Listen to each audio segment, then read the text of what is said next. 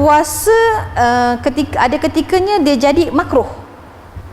Jenis puasa yang jadi makruh ketika bila ya? Mari kita tengok.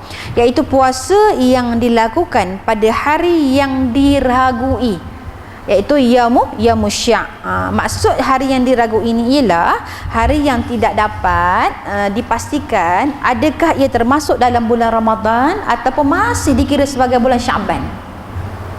Jadi hari syak. Biasa orang hari syak orang tak puasa. Tapi kalau puasa juga jadi makruh. Jadi hari yang dimaksudkan ialah 30 Syaban. Itu hari syak. Dan ini berlaku apabila mereka yang diterima kesaksiannya, antaranya kanak-kanak, wanita dan orang fasik, melihat anak bulan pada bulan Ramadan mulai pada yang ke-29 tadi daripada bulan Syaban. Dan begitu juga puasa yang dilakukan pada hari Jumaat dan Sabtu sekiranya dilakukan secara menunggal, tidak dituruti dengan hari yang sebelumnya ataupun yang selepasnya, serta puasa pada hari raya yang diraikan oleh orang bukan Islam. Itu puasa makruh. Faham tak saya cakap tadi? Okay, tengok dia kata puasa antara tadi puasa hari syak tadi kita tahu dah 30 Syaban dia puasa. Itu hari syak itu dia puasa makruh hukum dia. Ada orang puasa Rajab, Syaban, Ramadan 3 bulan betul-betul tanpa henti kan? Nah, gitu. Baik, sambung. Itu yang kita kata hari syak. Adalah ketika lain yang makruh puasa. Masa bila? Kalau puasa pada hari Jumaat dan Sabtu sahaja. Sekiranya dilakukan secara menunggal, dari Jumaat tiba-tiba Jumaat je puasa. Kenapa puasa Jumaat ni? Saja Jumaat. Ya. Saja Jumaat ya. Jadi dekat itu dikata makruh. Kalau dia puasa secara menunggal, maknanya tak dituruti dengan hari yang sebelum, hari Khamis, dan hari selepasnya, hari Sabtu. Kalau nak puasa hari Jumaat, puasa Khamis dulu. Puasa Jumaat, puasa Sabtu. Okey, gitu. Boleh ke? Faham ke? Okey, alhamdulillah. Kalau nak puasa Sabtu, puasa hari sebelumnya. Jumaat, Sabtu, Ahad. Orang tak akan puasa Jumaat, Sabtu, Ahad.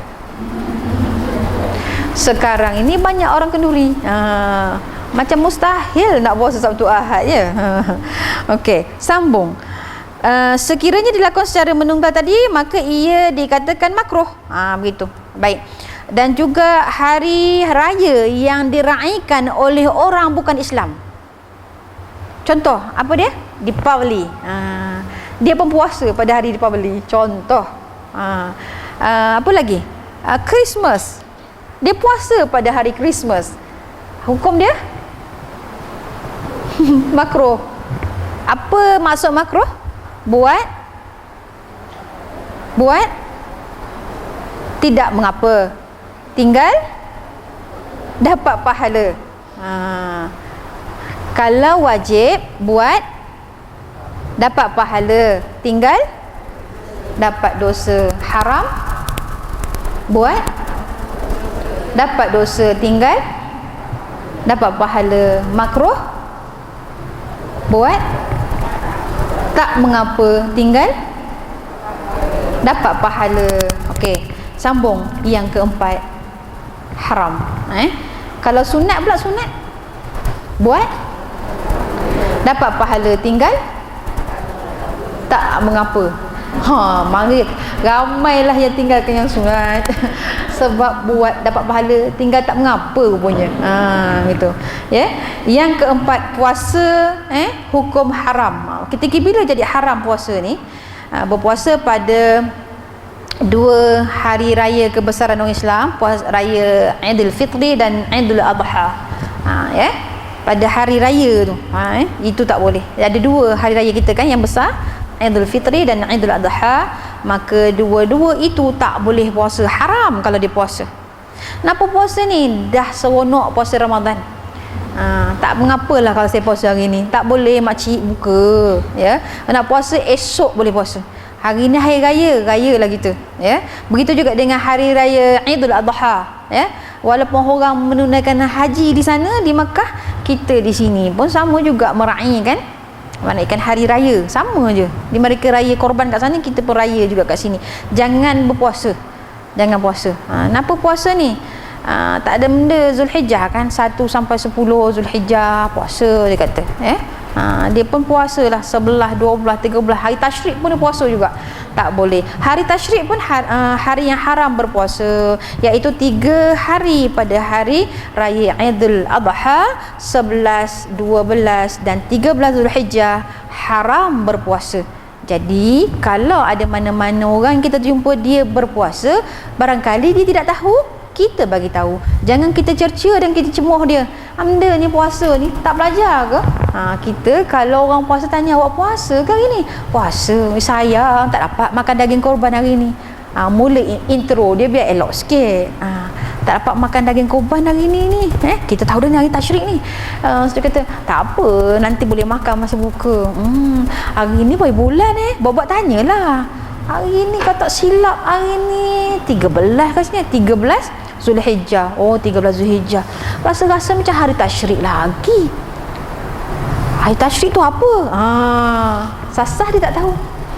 Kita pun kata hari tasyrik ni hari yang haram berpuasa. Oh ya ke? Marilah kita berbuka. Kan senang.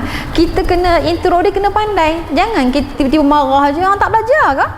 Tak boleh ni perempuan. Orang tu apa cerita? Kena cakap elok-elok lah.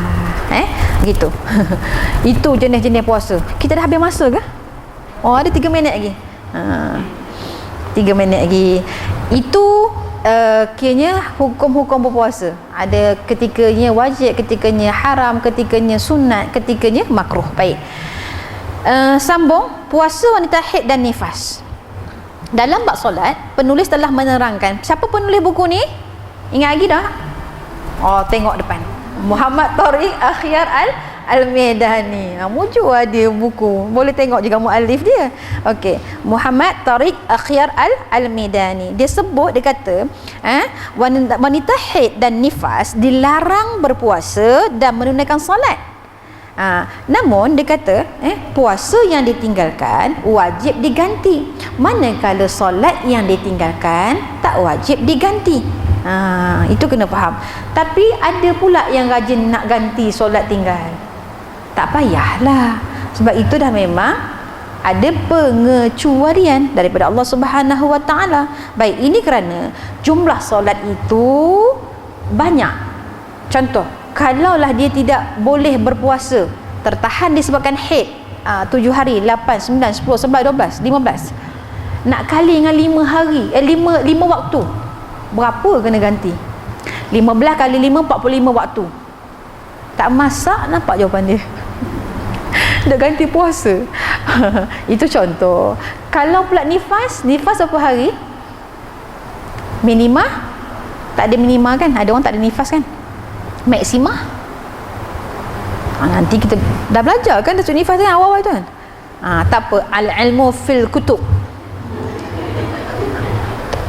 Ulama kata al-ilmu fis sudur wa laysa fil kutub. Kita orang biasa ni al-ilmu fil kutub.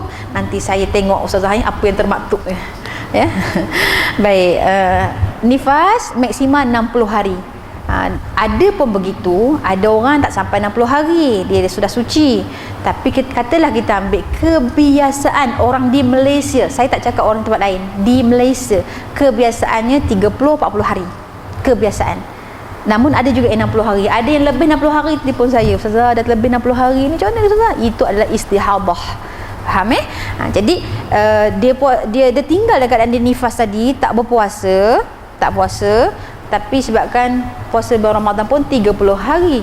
So 30 hari nak kalikan dengan 5 waktu solat, 30 kali 5 150 waktu solat kena ganti. Macam okey ke?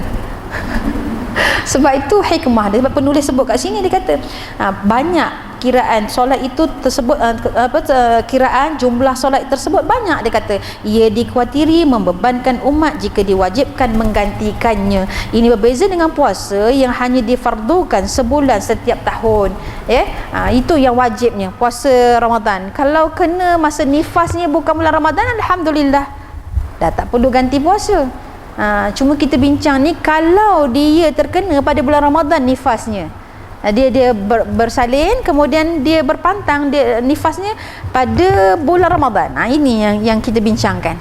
Yang tak kena mengena tu tak apa, je biar je. Baik, sambung. Apabila seorang wanita didatangi haid dan nifas menjelang maghrib, walaupun beberapa saat sebelum maghrib, puasanya dikira terbatal. Bila puasa terbatal, nak buat amda? Minumlah. 1 minit aja Ustazah. Minumlah air 1 minit.